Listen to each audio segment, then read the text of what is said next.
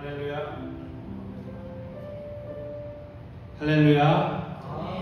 네, 우리 오후 찬양 예배에 오신 여러분들을 모두 주님의 이름으로 환영하고 축복합니다. 찬양하고 싶은 마음으로, 하나님께 예배하고 싶은 마음으로 이 자리에 오신 여러분들 정말로 주님의 이름으로 환영하고 또 축복합니다. 이 시간 우리가 예배자로 나아가길 원합니다. 함께 찬양하겠습니다.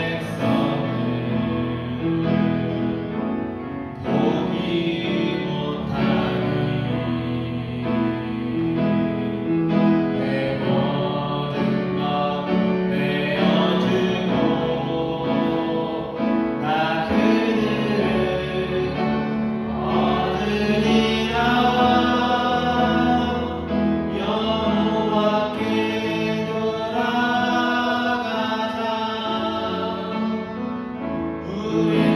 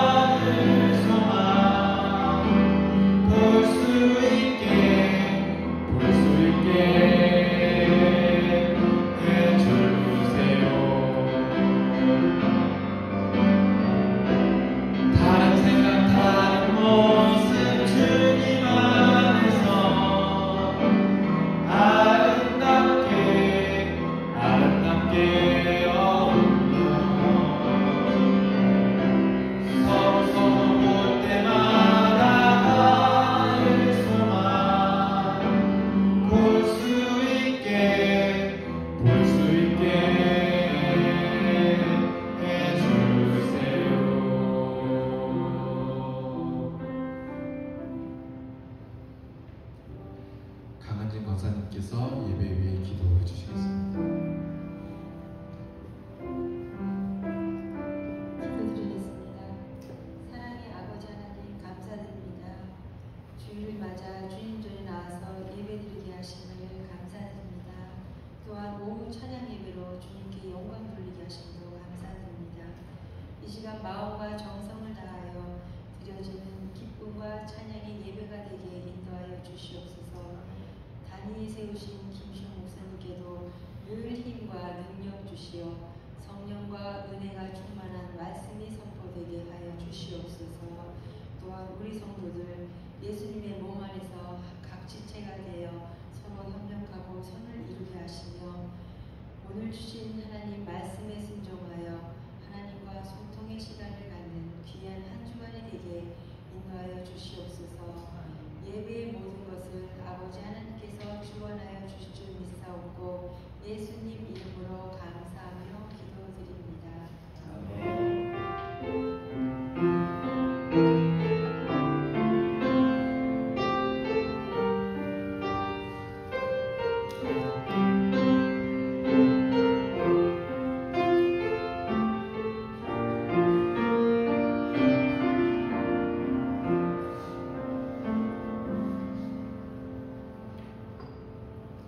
오늘 하나님께서 우리에게 주시는 말씀은 신약 성경에 있는 요한복음 12장 1절부터 8절까지의 말씀입니다. 신약 성경에 있는 요한복음 12장 1절부터 8절까지의 말씀입니다. 신약 166쪽에 있습니다. 요한복음 12장 1절부터 8절까지의 말씀을 우리가 교독하면서 읽겠습니다. 제가 먼저 1절을 읽고 여러분들께서 읽고 마지막 8절은 다 함께 한 목소리로 읽겠습니다. 6월절 엿새 전에 예수께서 베다니에 이르시니 이곳은 예수께서 죽은 자 가운데서 살리신 나사로가 있는 곳이라.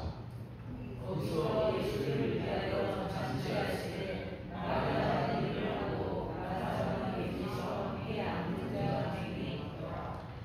마리아는 지극히 비싼 향유 곧 순전한 나드 한 근을 가져다가 예수의 발에 붓고 자기 머리 털로 그 발을 닦으니 향유 냄새가 집에 가득하더라.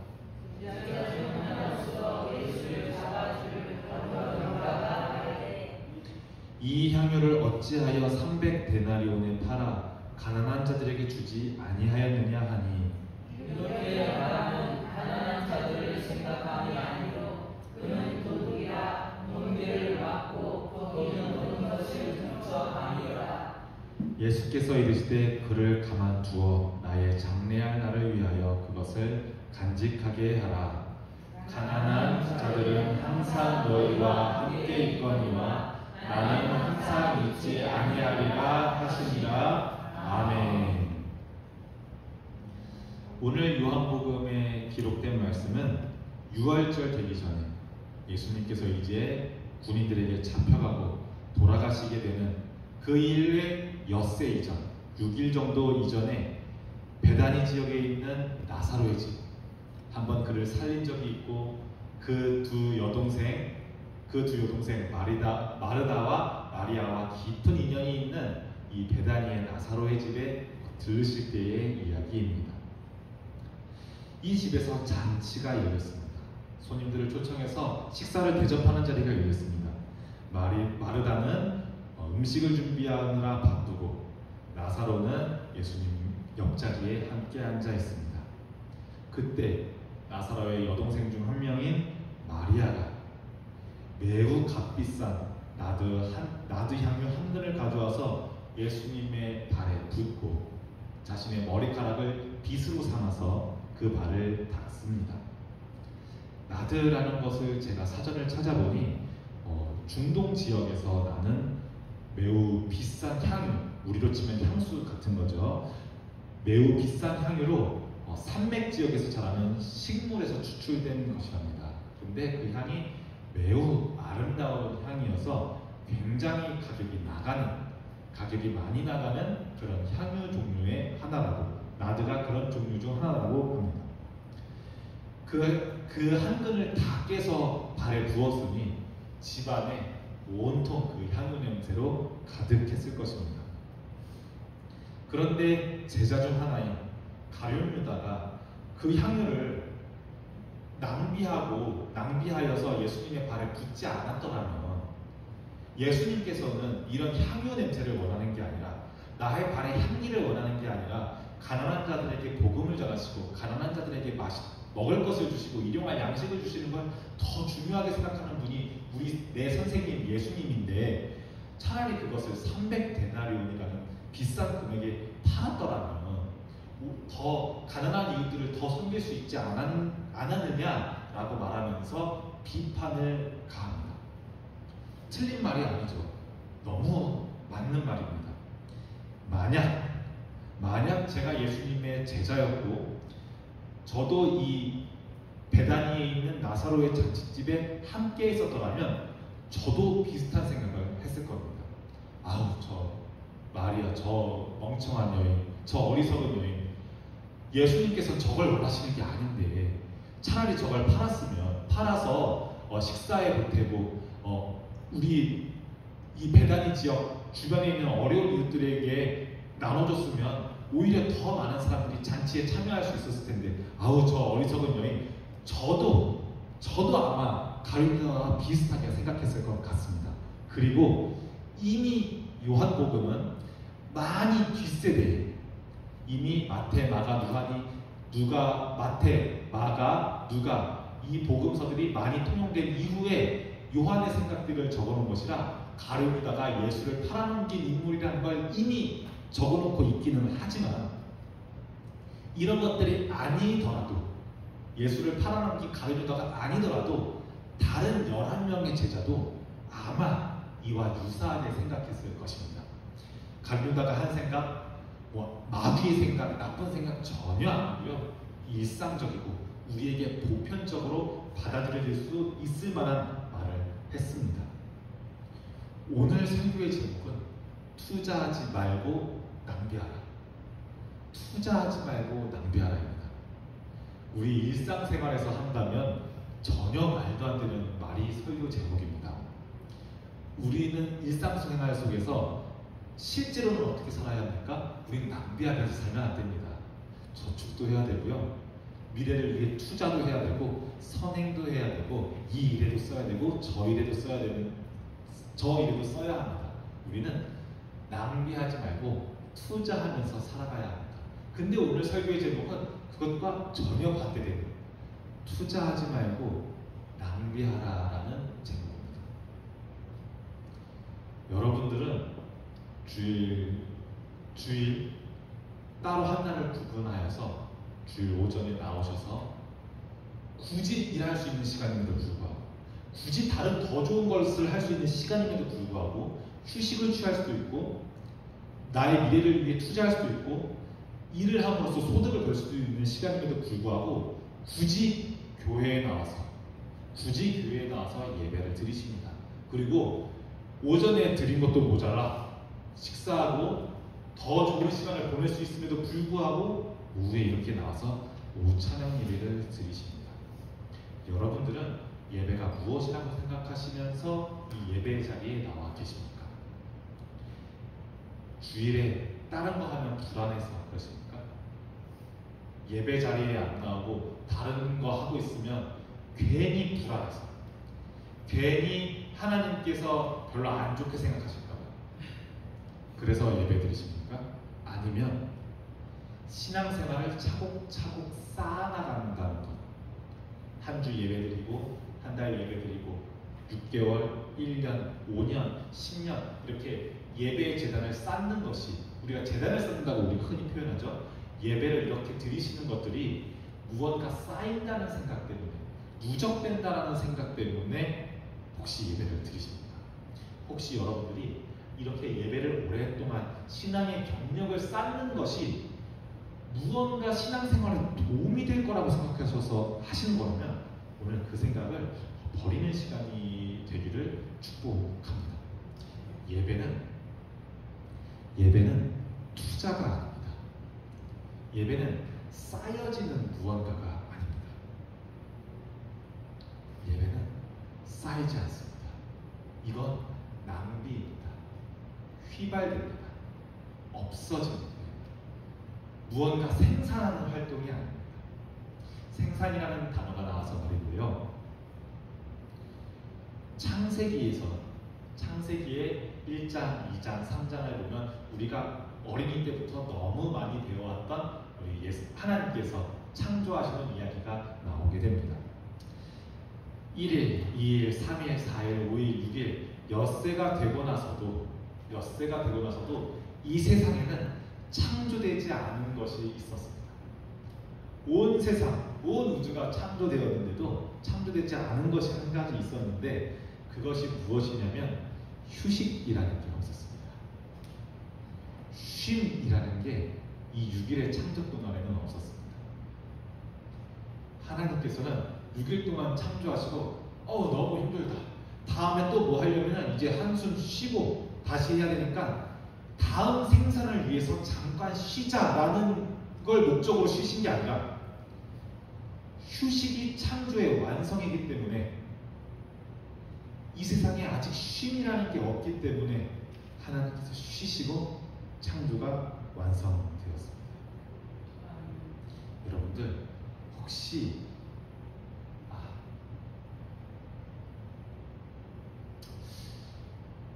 이건 지금 교회를 다니시고 계시는 본향교회를 제가 섬긴다는 표현을 자주 쓰긴 하지만 그렇게 제가 좋아하는 용어는 아닌데 우리 흔히 본향교회를 섬기고 있습니다 이런 말들을 되게 쉽게 쓰는데 뭐 저희끼리는 그냥 쓰겠습니다.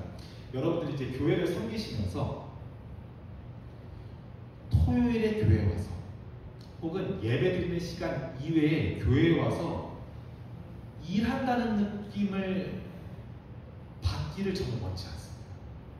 그리고 만약 일한다는 느낌이 든다면, 일이라는 생각이 든다면 저는 과감하게 그것을 부족하더라도 불편하더라도 없어야 된다고 생각하고 있습니다.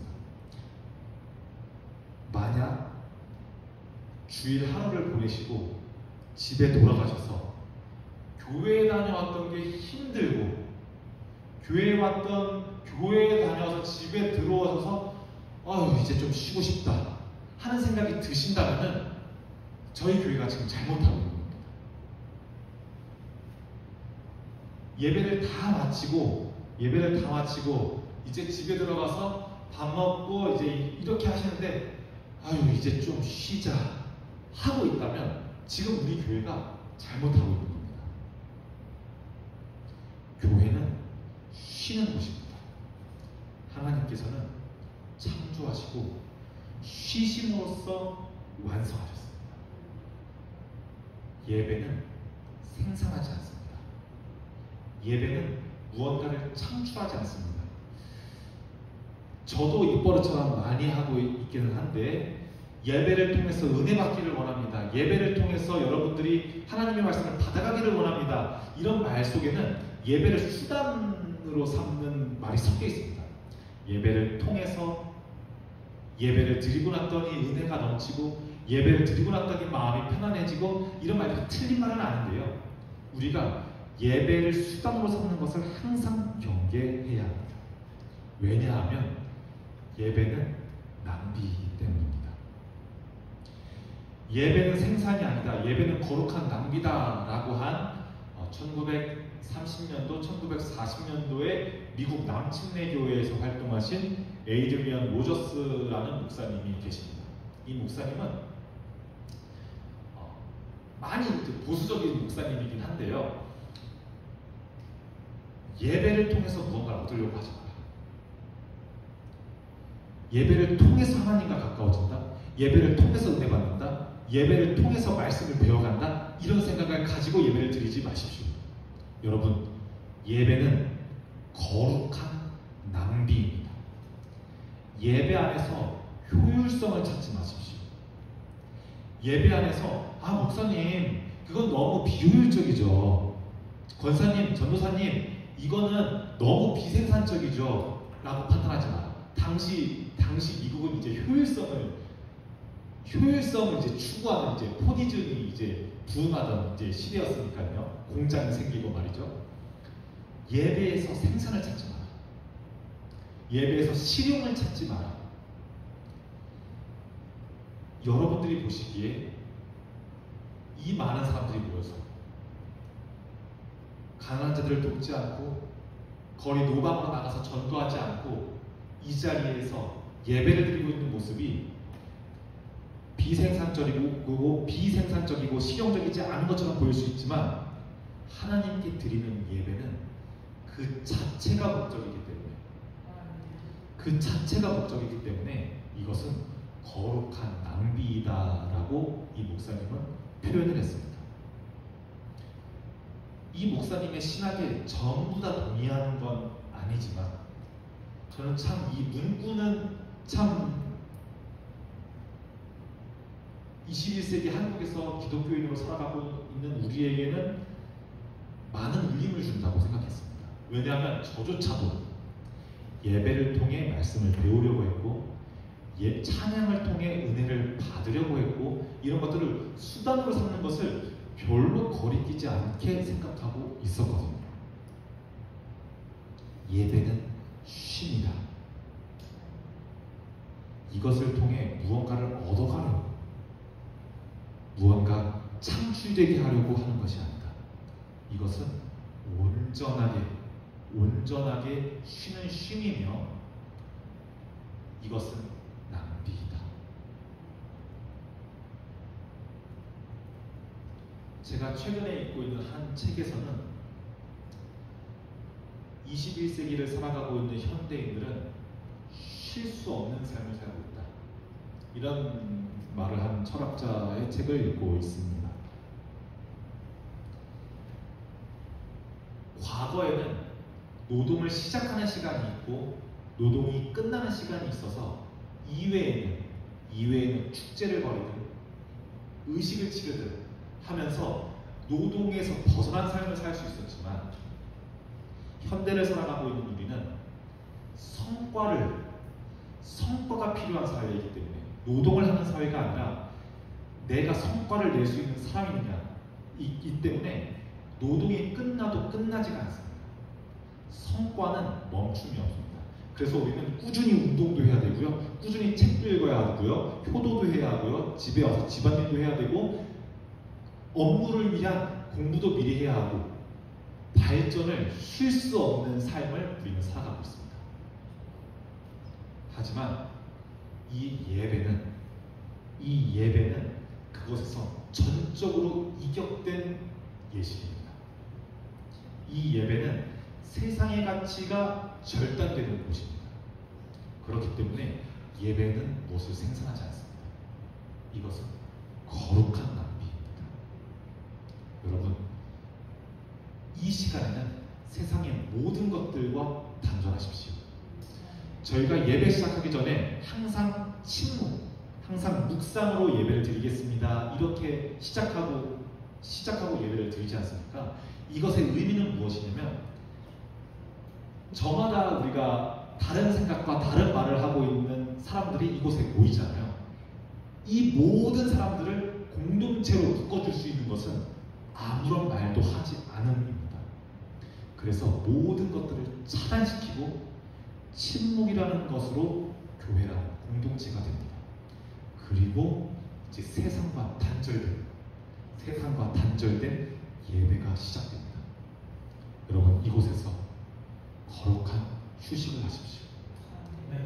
예배를 통해서 투자하지 마시고 이 예배 온전한 낭비를 하십시오. 예배는 쉼입니다. 기도하겠습니다. 사랑의 아버지, 참으로 감사합니다. 이 시간 우리를 예배드리게 하시고 이 시간 우리를 찬양하게 하시고 이 시간 주님의 말씀을 듣게 하시고 깨닫게 하시고 그리스도인으로 살아가게 하시는 것이 모든 것이 주님의 은혜임을 고백합니다. 이 시간에는 예배가 거룩한 낭비라는 말씀을 들었습니다.